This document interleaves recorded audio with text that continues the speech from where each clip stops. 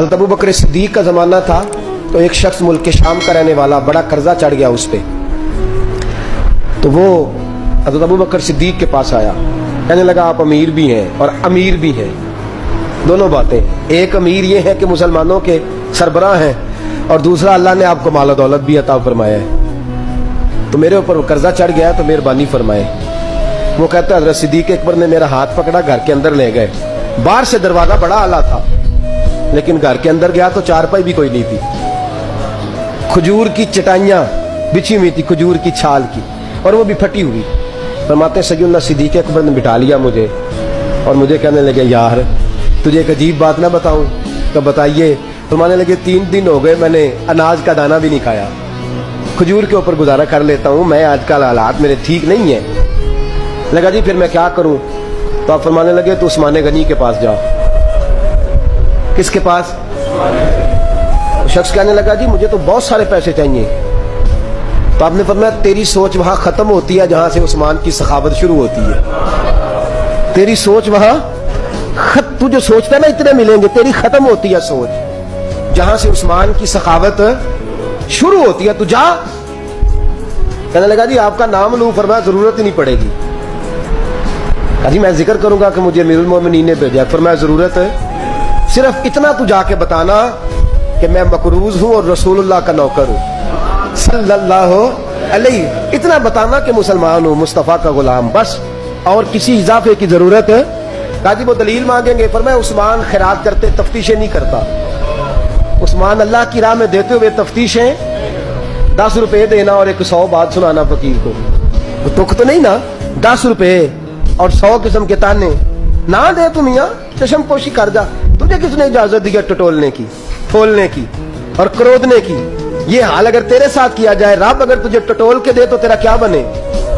रब करीम अगर तुझे टटोल के दे के पहले बता नमाजें कितनी पड़ी है, सवेरे उठता है कि नहीं, तो तेरा क्या हाल होगा? तू टटोलता फिरता है 10 रुपए देने के लिए।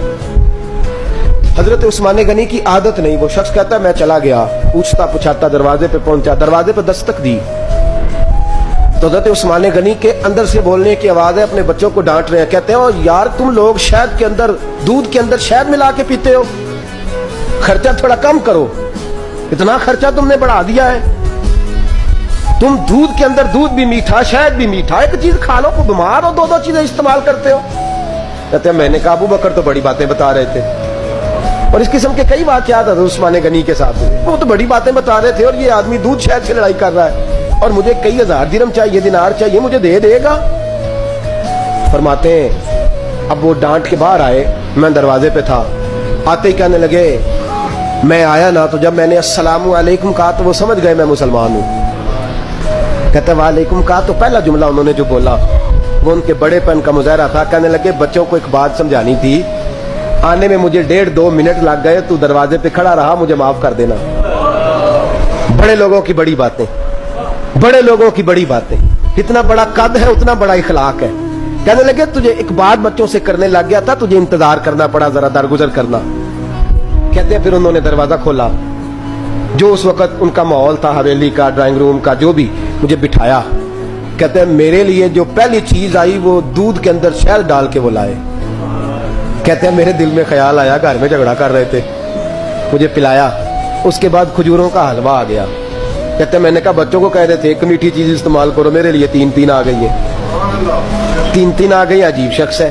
कहते हैं मैं, लेकिन अभी मेरा तसव्वुर जमा नहीं, मैंने कहा इतना तगड़ा नहीं जितना हज़रत अबू बकर ने बताया है।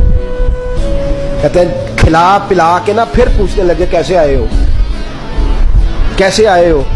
तो कहते हैं मैंने कहा कि जनाब मैं मजबूर हूं, आज बहुत सारे लोग हैं ना जिनके पास किसी की बात सुनने का टाइम ही नहीं।